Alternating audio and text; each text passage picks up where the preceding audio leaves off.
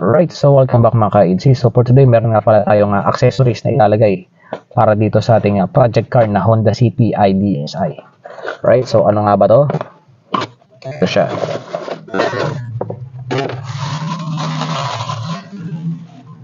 Yahoo!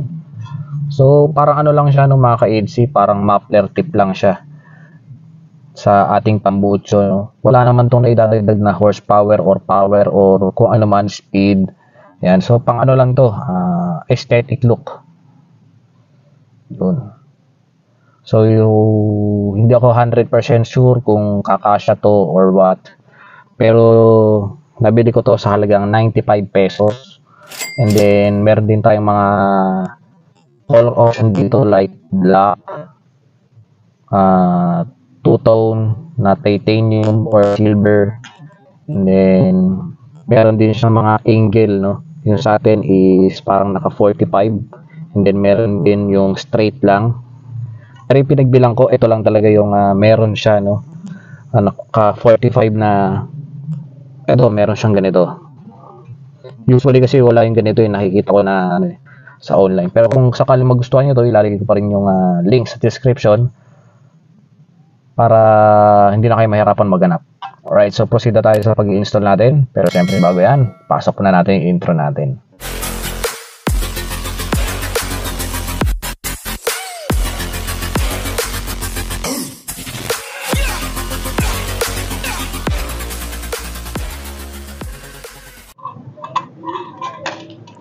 Alright, so ikakabit na natin siya. Gagamit lang tayo ng 10mm na socket. Pangluwag tsaka panghigpit.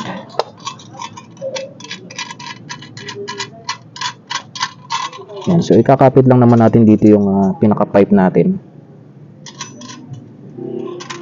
So let's see kung ano magiging resulta.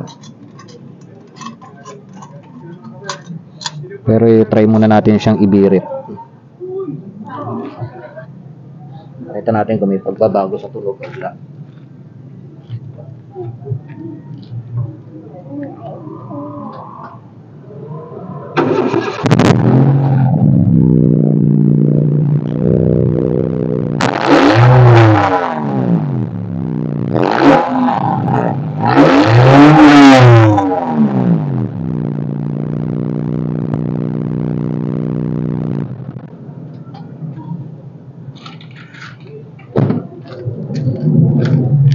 So yun siya hanggang so yun yung tunog. Hindi pa natin ilalagay itong muffler natin. Actually muffler tip lang tawag dito eh.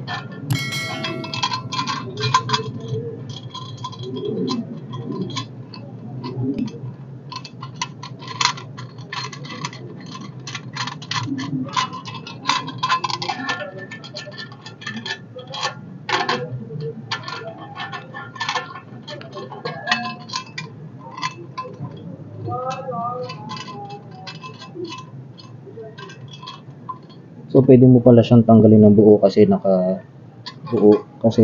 naka-weld naman yung pinakanat niya.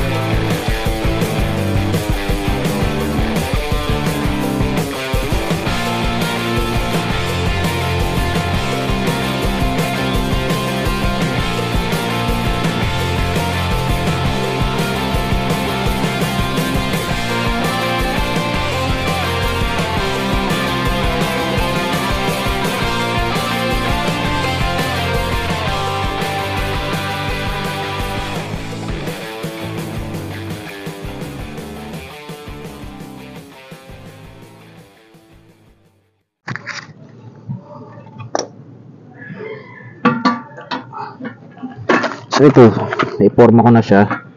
Higpitan ko na lang.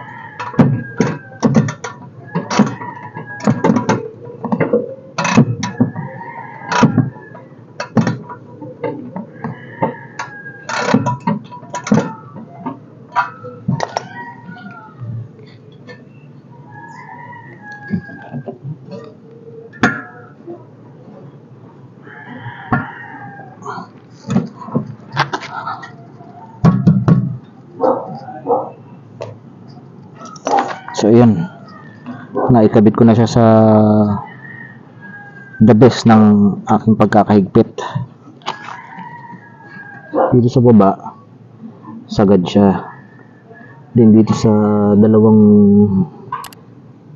side medyo angat siya ng konti, pero salat ko naman siya na nakakagat siya sa may tambutso talaga natin.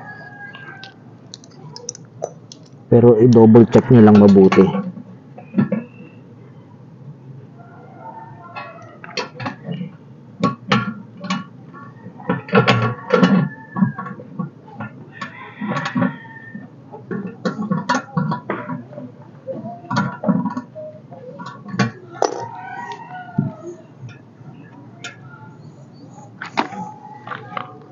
Or mas maganda, palitan nyo yung bolt kasi medyo halos bilog na yung bolt eh. Yan o. Palitan nyo lang ng 8mm na bolt kahit anong ulo. Right? So, pero matigas na yan o. Inahapak ko na yan. So, okay naman siya. Right? So, tatry ko na siyang bombahin.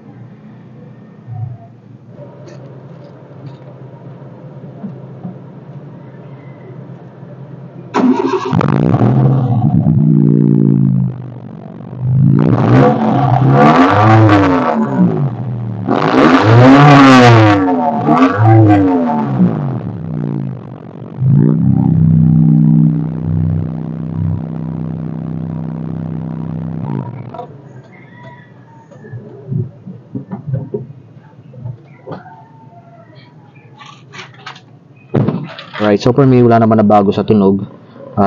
Aesthetic look lang talaga siya. Yan.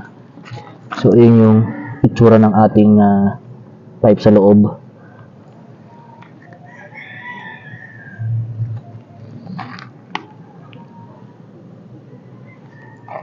Yan.